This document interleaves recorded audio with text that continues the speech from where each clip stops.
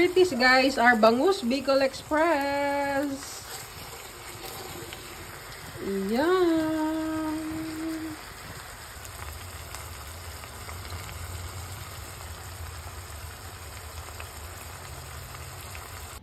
Hi guys! For today's video, we're gonna be cooking Bicol Express. But this time, the meat is different because we're gonna be using bangus as our main ingredient. Ayan. So, this is called Bangus Bicol Express. So, we're lacking pa ng ingredients which is the bagoong. Tatanungin ko pa sa kapitbahay ko kung meron silang bagoong. Sana meron. So, pag wala, we deal with it kung anong meron tayo. So, ayan ang ating mga ingredients. Of course, sile, luya, bawang, and sibuyas. Ang ating fresh gata. And ang ating main ingredient, bangus na may salt and pepper na. So, it's cooking time. Samahan nyo ako, guys. Ito ang unang step natin sa pagluto ng Bicol Express. Bangus Bicol Express. Prituhin ang ating mga bangus.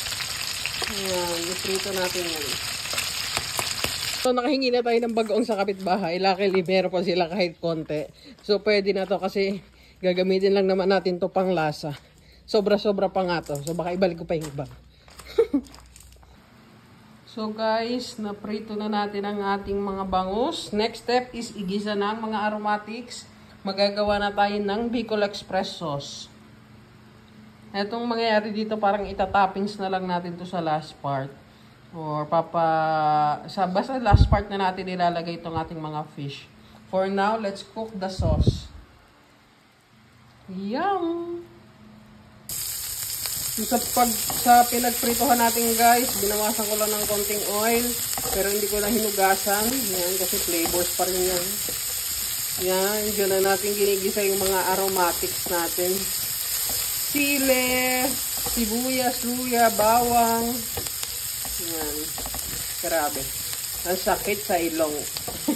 Dahil sa mga sili. 4 na siling habayang nilagay ko din. 3 labuyo ata. For sure, maanghang na yan. Kasi yung ating mga labuyo ay small but terrible talaga. Grabing anghang.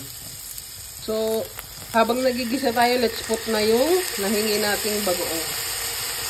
Ayan. So, later, pag kulang pa, dagdagan na lang natin. But for now, yan muna. Para mawala yung mga sunog-sunog dyan sa ating kawali, lagay natin yung pangalawang gata para ma-deglaze yung ating pan. It's time to put salt and pepper to taste. Pepper, damihan natin. You know how I love pepper. Tsaka magpapadagdag pa rin yan dyan sa masarap na lasa niyan. Don't worry kayo sa kulay niyan. Kasi pagka nilagyan naman na natin yan nung pure gata or nung kakang gata is gaganda naman yung kulay niyan. Dahil nag-reduce na yung ating pangalawang gata na almost wala na o almost maiga na. It's time to put our kakang gata. Our fresh gata. Okay.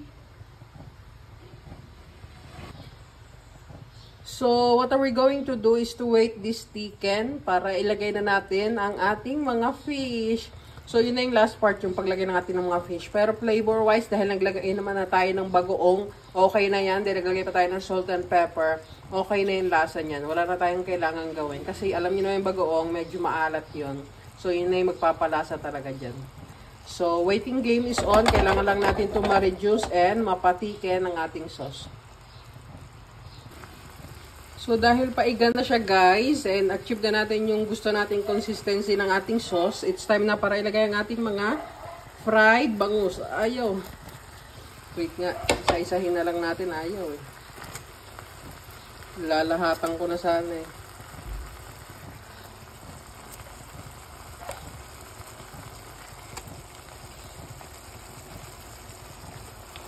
So, that's it guys. So, here it is guys, our Bangus Bicol Express. Yan.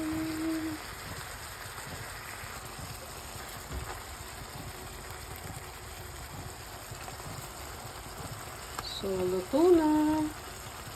Kainan na. Thank you for watching and see you on my next one.